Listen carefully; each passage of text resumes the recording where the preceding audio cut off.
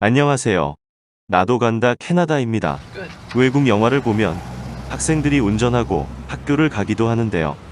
왜 그럴까요? 한국은 캐나다와 운전 상식이나 교통법이 다릅니다. Nope. 캐나다는 대부분의 주정부에서 만 16세 이상이 되면 운전면허를 취득할 수 있습니다. 참고로 알버타주는 만 14세에도 가능하고요. 오늘은 미국과 캐나다에서 운전할 때 꼭 알아야 할 10가지 상식을 알려드릴게요.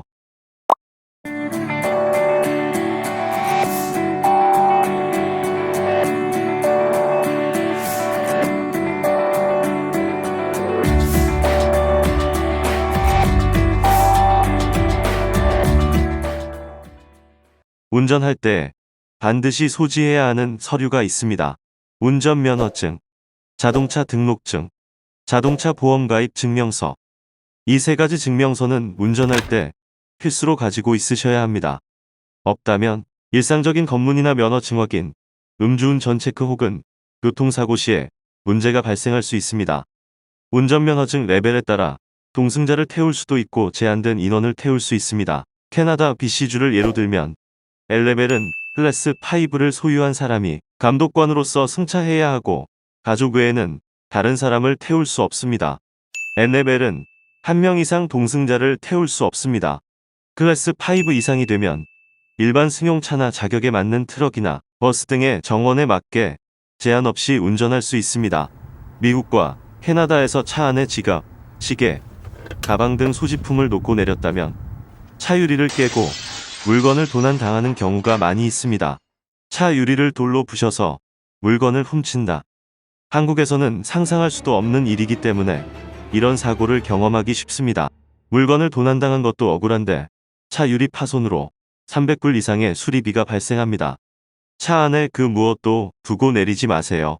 각종 커뮤니티에 이와 관련된 사고 내용을 자주 접하실 수 있습니다. 차량 탑승자 전원이 안전벨트를 착용해야 합니다. 캐나다 온타리오주의 경우는 16세 이하의 탑승자가 안전벨트를 착용하지 않은 경우 운전자가 벌금 및 벌점 2점 부과됩니다. 차량 내 안전벨트가 설치되어 있지 않은 좌석이 있을 경우 운전자는 최소 30일간 면허 정지를 당하게 됩니다. 몸무게 9kg 이하의 유아는 반드시 카시트 또는 부스터 시트를 의무적으로 사용해야 합니다. 이를 어기면 차량이 견인당할 수도 있고 아이를 경찰이 카시트를 가지고 올 때까지 부모에게 안 주기도 합니다. 유효기간이 지난 카시트 사용도 벌금을 낸다는 사실 잊지 마세요. 스탑 표지판이 있는 교차로에서는 바퀴가 구르지 않도록 완전 정지해야 합니다. 그리고 정지선에 완전 정지된 차량의 순서대로 교차로를 통과합니다. 그냥 지나친다면 온타리오주 경우 $110 이하의 벌금을 부과합니다. 좌회전 신호등이 없는 경우가 많습니다. 그럴 땐 직진 신호 시 맞은편 직진 차량이 없고 진입도로 횡단보도에 보행자가 없을 경우 좌회전 가능 직진 신호에서 노란 신호로 바뀌면 한 대까지 좌회전 허용됩니다. 좌회전 신호등이 있다면 좌회전 신호에 따라 좌회전을 하면 됩니다. 유턴 표지판을 찾으셨던 적이 있으신가요? 미국과 캐나다에서 유턴 표지판을 찾기가 힘듭니다. 왜냐하면 유턴 금지 표시가 없는 곳은 어디에서나 유턴 가능하기 때문이죠. 단, 시야가 제한되는 커브, 철길 건널목 부근, 언덕 위, 다리나 터널 부근에서는 유턴할 수 없습니다. 양방향 최소 150m 이상 볼 수 있는 곳에서만 유턴이 허용됩니다. 이 표지판이 무엇일까요? 바로 다인승 전용 차로, HOV 표지판입니다. 다인승 전용 차로는 카풀, 전기차 또는 대중교통 차량이 신속하게 이동할 수 있도록 설치한 차로입니다. 운전자를 포함한 2명 이상 탑승한 차량이 이용 가능합니다. 고속도로 다인승 전용 차로는 보통 시간 표시가 없는 경우 항시 적용됩니다. 버스만 이용 가능한 다인승 전용 차로도 있으니 주의하세요. 경찰이 뒤에서 사이렌을 켜고 따라온다면 어떻게 해야 할까요? 경찰의 정지 명령 시 서행 후 안전한 장소에 완전 정차합니다. 정차 후 차량 문을 열거나 밖으로 나오지 말고 운전석에 앉은 채로 경찰관이 올 때까지 기다립니다. 경찰관이 다가오면 두 손을 운전대에 올려놓고 있다가 지시에 따라 유리를 내리고 질문에 답변합니다. 경찰관으로부터 제시할 것을 요구받은 서류를 보여서 위반 내용이 사실이면 이를 시인하고 피치 못할 사정이 있을 경우 이를 설명합니다. 경찰관의 지시에 따르지 않을 경우 체포되거나 25,000달러 이하의 벌금형이 부과될 수 있습니다. 경찰관들은 운전자에게 접근하기 전에 차량의 도난 여부, 소유자 등을 조회합니다. 경찰관에게 단속에 대해 항의하지 말 것. 단속 불만에 대해서는 나중에 법원의 재판을 통해 해소하시면 됩니다. 현재 캐나다 음주운전 처벌 기준은 혈중 알코올 농도 0.08%이지만 그보다 낮더라도 상황에 따라 차량을 압류당하거나 면허증을 며칠간 뺏기는 등의 처벌을 받을 수 있습니다.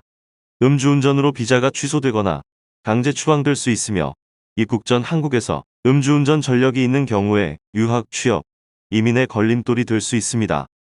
흔히 알고 있는 긴급 차량인 구급차와 소방차는 우리가 도로에서 어렵지 않게 찾아볼 수 있는 차량들입니다. 긴급 차량들은 응급 상황이 발생하면 사이렌을 통해 주변 차량의 위급 상황임을 알리고 길을 터줄 것을 부탁하게 되는데요. 한국도 요즘은 긴급 차량에 대한 양보가 의무화되고 있지만 북미에서는 더 철저하게 지켜지고 있습니다. 긴급 차량 접근 시 대처 방법. 경찰차, 소방차, 구급차 및 공공긴급 차량의 사이렌 소리를 듣거나 경광등이 접근하는 것이 보이면 즉시 속도를 줄이고 비상등을 켠 후 최대한 도로의 우측 가장자리에 정지합니다. 고속도로 갓길은 긴급 차량이 차량 정체 시 사용하게 되므로 막아서는 안 됩니다.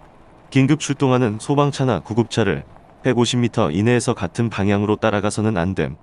긴급 차량 양보 위반 시 벌칙. 2년 이내의 운전면허 정지 처분과 400달러부터 2,000달러까지의 벌금 부과. 5년 내에 두 번째 위반 시 1,000달러부터 4,000달러까지의 벌금과 6개월 이내의 징역형이 부과될 수 있음.